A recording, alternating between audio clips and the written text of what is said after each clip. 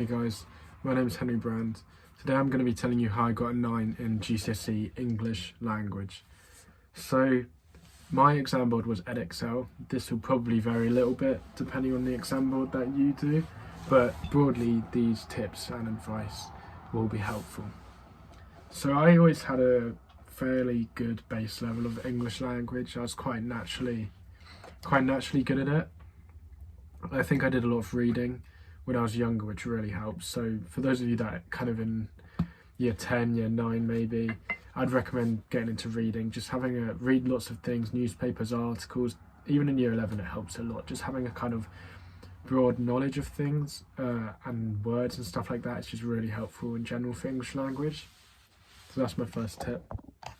Secondly, I would say that what I did was any fancy words you kind of hear or read or come across, I would write down and put them on post-it notes and put them on my wall. So I had about 5 to 10 kind of fancy words that I would then be able to use in my 40-mark stories at the end of the paper. So for example, the word celestial, opulent I used, which means kind of rich, wealthy. I had a couple words like that I knew in the back of my head how I could use them in an actual exam conditions and make my writing stand out. So that's what I'd recommend. I think everyone can do is kind of go away, find some, or maybe Google some fancy words, some good words that are very top tier words, and then write them down. Make sure you know what they mean. Just have them somewhere on a post-it note on your wall, just so you look at them every so often, and then try and incorporate them into your actual writing. Thirdly, this advice kind of focuses on the stories, so the 40-mark questions, but I'd practice them again and again. So I have a big bank here of kind of all the questions that I did for English, and I probably wrote the 40 markers about 8 times before the exam and handed them in to my teachers. So that's what I'd recommend doing, and get them marked and kind of improve them again and again.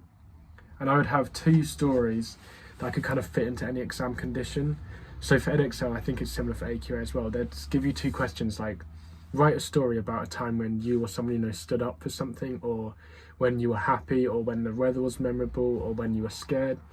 And I wrote 2 different stories, one about someone going on a run and one about 2 kids getting a ball from over the fence, and that was all. They're quite small, simple, and I could incorporate these into any situation. So if it was bad weather, when I was going on a run, I'd make sure it's raining.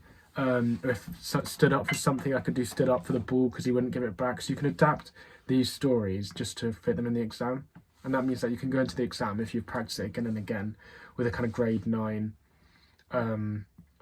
like question already written, or planned in your head. Practicing in general, I did a lot of papers, past questions.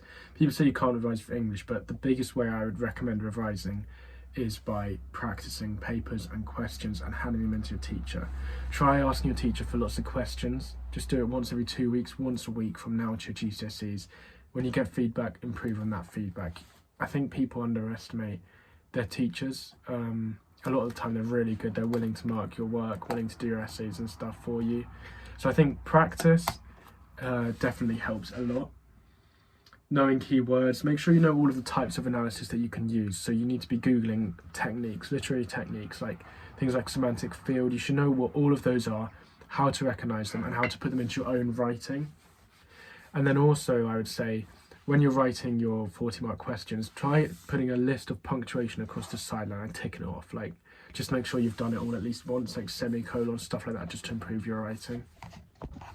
So that's just quickly my biggest tips in English. Practice, know your techniques, and read around, that kind of thing. That's what I'd say were the biggest reasons for me that helped to get a 9 in English. It's not crazy complicated as long as you do all of those things. I'm going to be releasing a lot more videos going into detail, so I'll look at 40-mark answers. I'll look at full-on 40 out of 40 marks, go through what I did. I look at my practice past papers, much more detail in literary techniques, things like that. But that's the biggest piece of advice I can give now, and I'll be releasing a lot more videos in the future, so make sure to subscribe and like this and comment anything you'd like. But that's kind of basically how I got a 9 in English language.